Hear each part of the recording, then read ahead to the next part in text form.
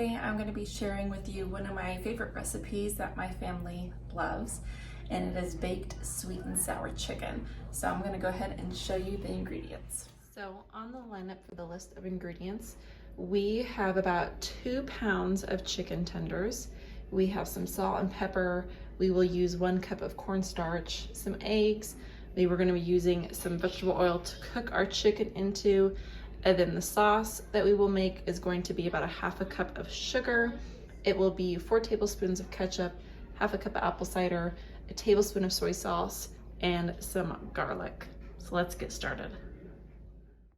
Okay, everybody, so the first step here is you're going to want about 1 cup of cornstarch, and you're going to want to put that inside a nice big Ziploc container.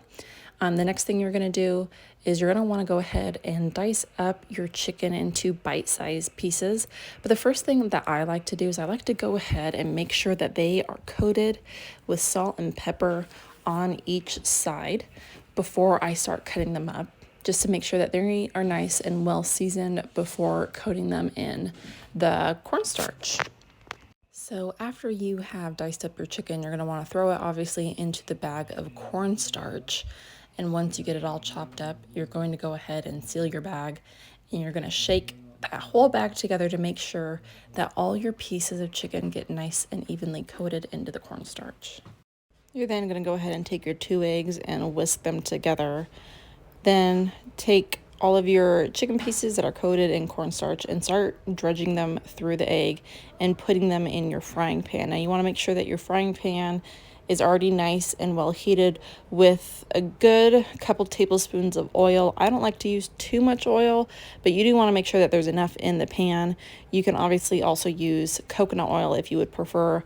I've used both, and it always turns out great either way. So after you have your chicken fried, place it into a baking dish, and then you're going to start making your sauce. So for the sauce, you're going to have 2 tablespoons of ketchup. You're going to take 1 tablespoon of soy sauce. You're then going to have 1/2 cup of apple cider vinegar and about 1/2 cup to 1 cup of sugar, kind of depending on your taste if you want it a little bit sweeter. And then also into that, you're going to put some garlic into it. You're going to take that and you're going to pour this all over your chicken, make sure it's nice and evenly coated. And then you're going to throw this into a 375-degree oven for about 30 minutes. So while my chicken is baking in the oven, I like to go ahead and get my rice started. I do rice a couple of different ways for this meal. So one of the ways I like to do is just make up some jasmine rice. So obviously, I just follow the directions in the back of the bag, about 4 cups of water to about 3.5 cups of rice.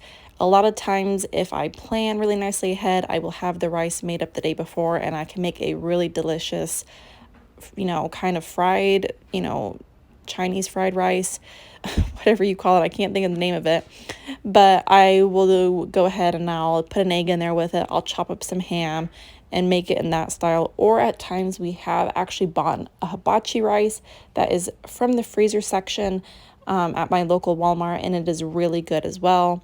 Sometimes I'll still serve just plain rice for my kids, but once the rice is cooked, we then go ahead and we just top our chicken with it, and it is so delicious. Okay, so the next night for dinner, I'm going to be doing something really quick and easy, but the first thing I have to do is get my meat defrosted. So here I have 2 pounds of beef, and this is one that we got just from like a local kind of cow in a sense. So I just need 1 pound of it, so I'm going to go ahead and I'm actually going to put it in this Ziploc bag, and I'm going to put it in my sink with cold water. And then this other half will get wrapped up and saved for the next day. Okay, so the next thing I'm going to be doing is doing my sourdough starter. Here, do you want that? So the next thing I'm going to be doing is I'm going to do my sourdough starter. So I'm just going to kind of walk you along with how I do it. The getting it all started is directions from King Arthur. So if you guys want to look that up, I'll try to link it down below if I can find it again. So I'm gonna go ahead and get started. I have a scale right here, and I'm going to place my ceramic bowl on there. I'm gonna clear my scale out, and I'm going to weigh out 113 grams of flour. Now this is a artisan kind of like bread flour that I have picked up from my local organic market, which 113 grams is about a half a cup. So I put too much in there.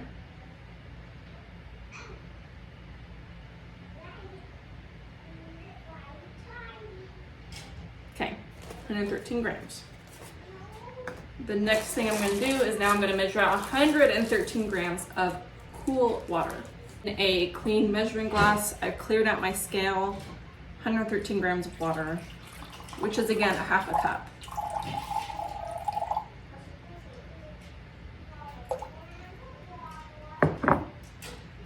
Okay, pour that in there with it. And now with a wooden spoon, I'm gonna go ahead and mix it.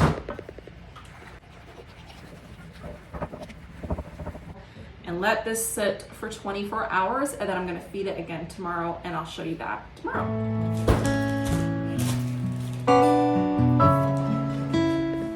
All right, so on the menu for tonight's dinner is something super easy, and this is great to make when you just don't have a lot of time for dinner.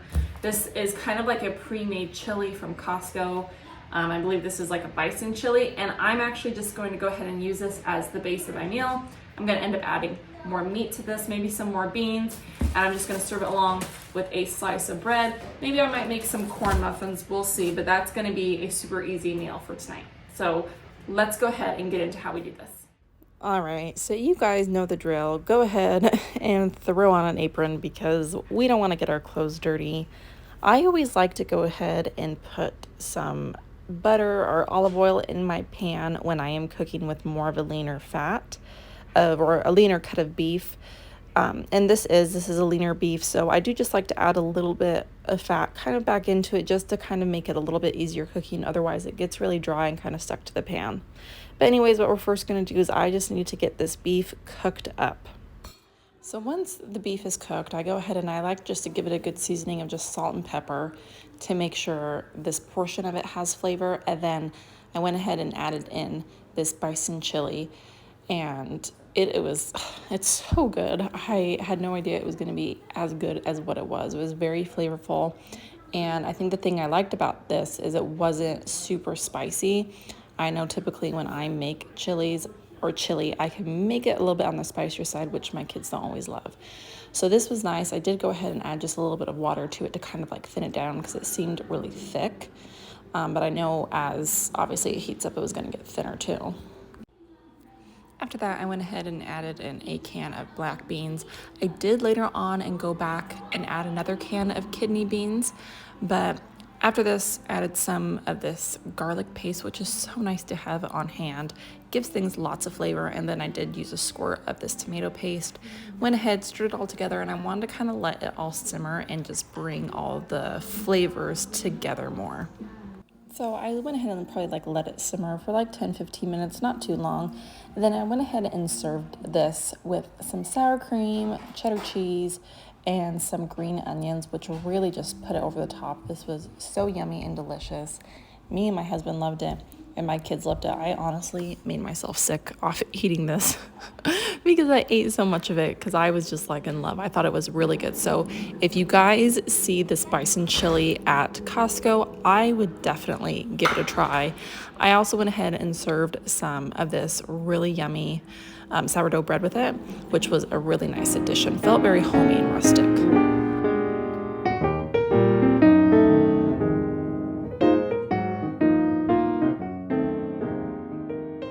All right, today is the second day for my sourdough starter. It is a little bit not what I was expecting. You can tell it's gotten really hard down here, kind of on this bottom edge. I've only, like I said, made sourdough starter. Have started a starter one other time, and it was a little bit more active than this, and I had it more in a sealed plastic container, so we'll see how this one goes. I think I need to probably put it now in a more warmer area, so either probably my laundry room or my bathroom, probably those two warmest places, but we're gonna feed it real quick last time, but we first have to discard some of it. Dish on my scale, and I'm gonna zero it out. You're gonna go ahead and discard 113 grams of this. So I've got my scale out, and I'm just gonna kind of, it's very doughy here. We're gonna see. It's 107. Okay, so there it is. They say obviously 113 grams. You want to take out, to me, the difference is this is more than what I have left, but I'm just going to kind of trust the process in it. And we're just going to dump this out, and I'm going to go ahead and add a cup of flour, or 113 grams of flour, and a half a cup of water, which is 113 grams of water, into this bowl. We're gonna mix it, and then we're gonna, just do what we did yesterday. We're gonna leave it until we have to feed it the next day.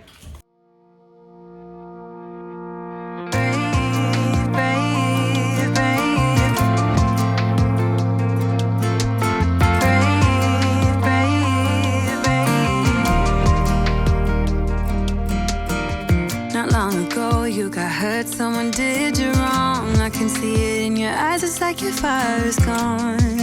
Across your face, it is written across your face.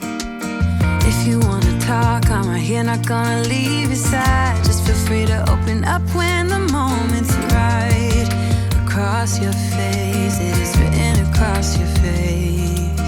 If you wanna go out, we can go out.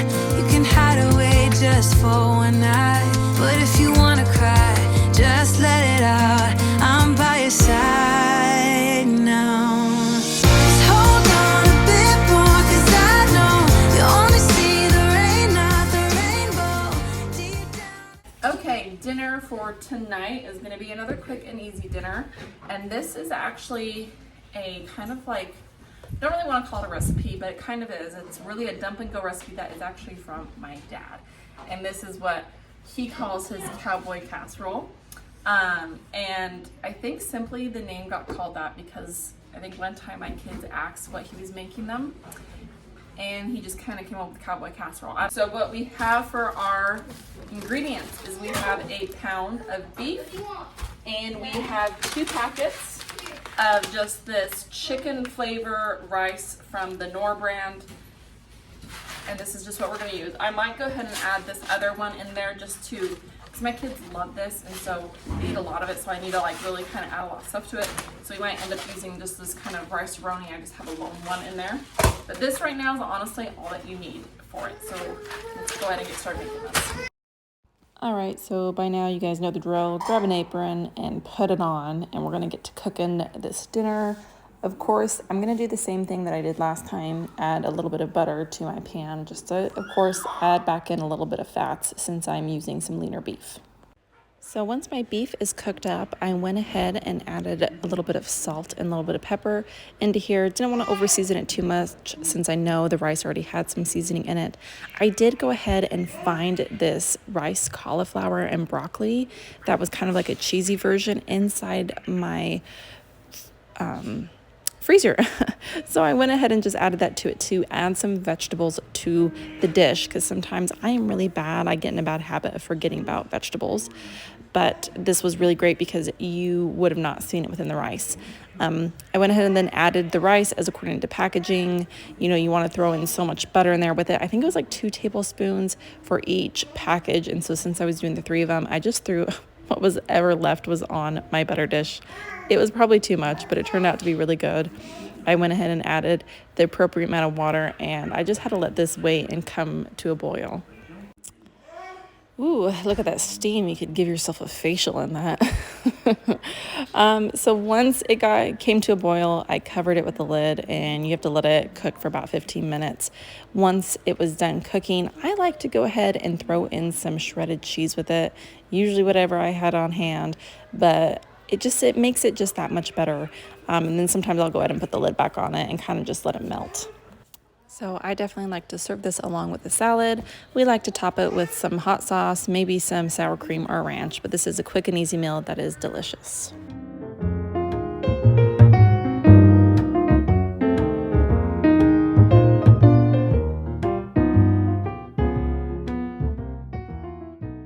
So here's just a nice little video montage of me doing my sourdough starter again. I have to go ahead and discard, 113 grams and then feed it.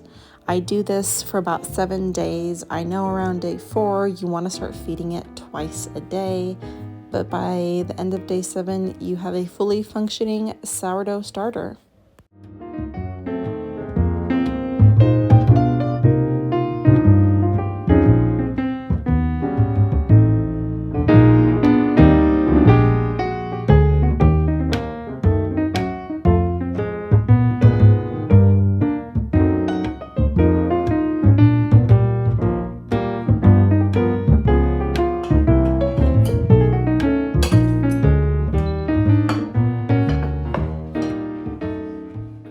So for tonight's dinner, I am making a chicken pot pie soup. This is another favorite of my family's, and this was such a cold day, so soup just sounded so perfect. Now I like to make this into my Instapot just because cooking the potatoes, it just is so much faster, and I'm all about those quick dinners. So into my Instapot, which I call my baby Instapot because it seems so small, I like to add some butter, and then I will go ahead and throw in a handful of celery and carrots. I definitely like to keep these on hand in my freezer just because it is so nice to quickly add to soups and to chilies and just have some vegetables ready on hand. I also like to add again this Spice World already minced garlic, kind of like this garlic paste. Super easy when I just don't feel like dicing up garlic. Sometimes it's such a pain. I then go ahead and I start slicing, or I guess peeling and dicing some potatoes.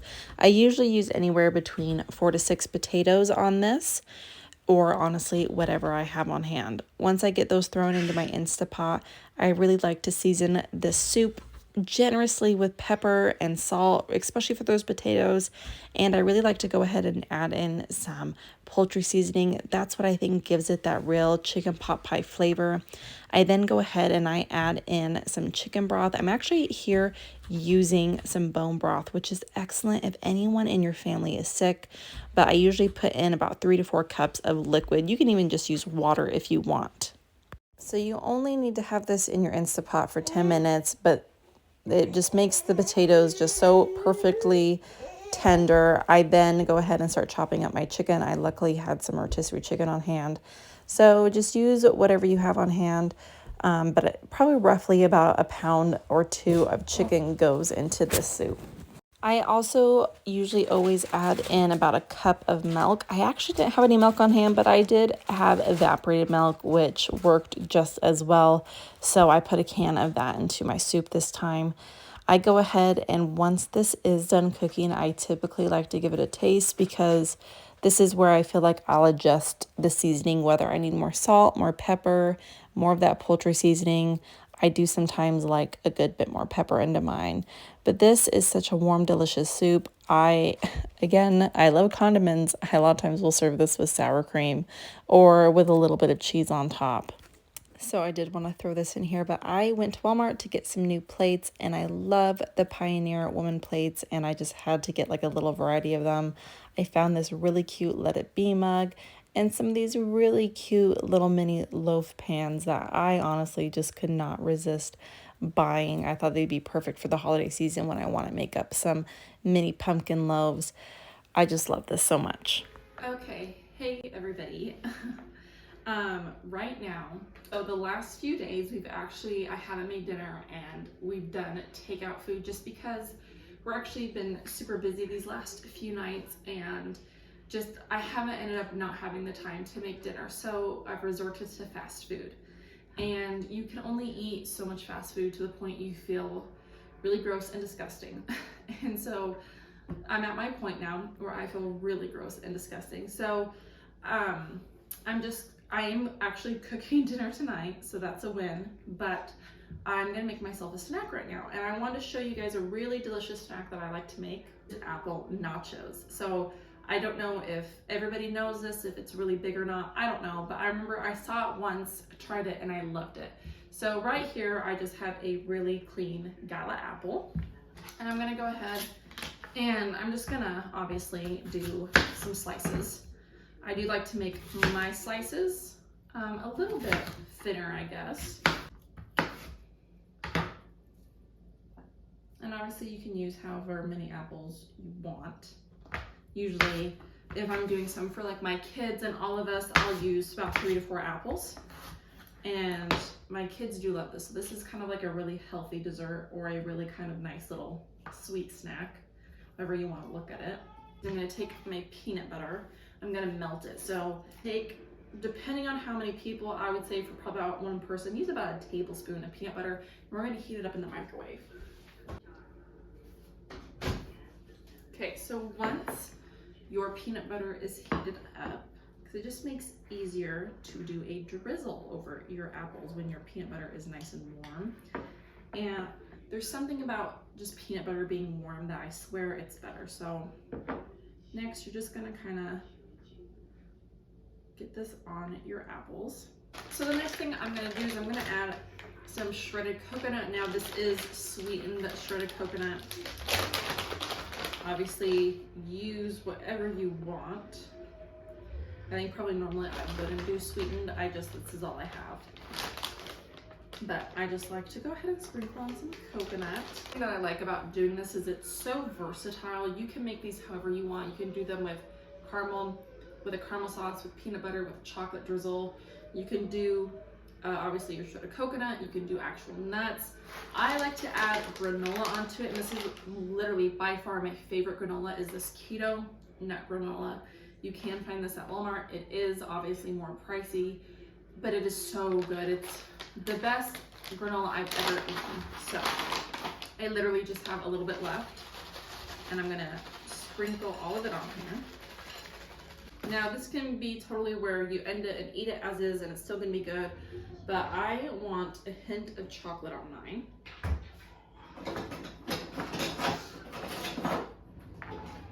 And I don't have any chocolate chips, so I'm gonna get really fancy here. And I have a Ghirardelli baking chocolate bar. And this is a pretty bittersweet chocolate too. But I feel like since my peanut butter is sweet, my coconut is sweet, and also the granola is sweetened, the bitterness of this is gonna kind of offset it. And I'm gonna get really fancy and I'm gonna kind of grate it on top and make little coconut shavings or chocolate shavings on top of this. And there you have it, some delicious apple nachos that are really tasty, really good, and a very healthier kind of dessert. I won't say this is a healthy snack because this is much more of a dessert, but they are really yummy.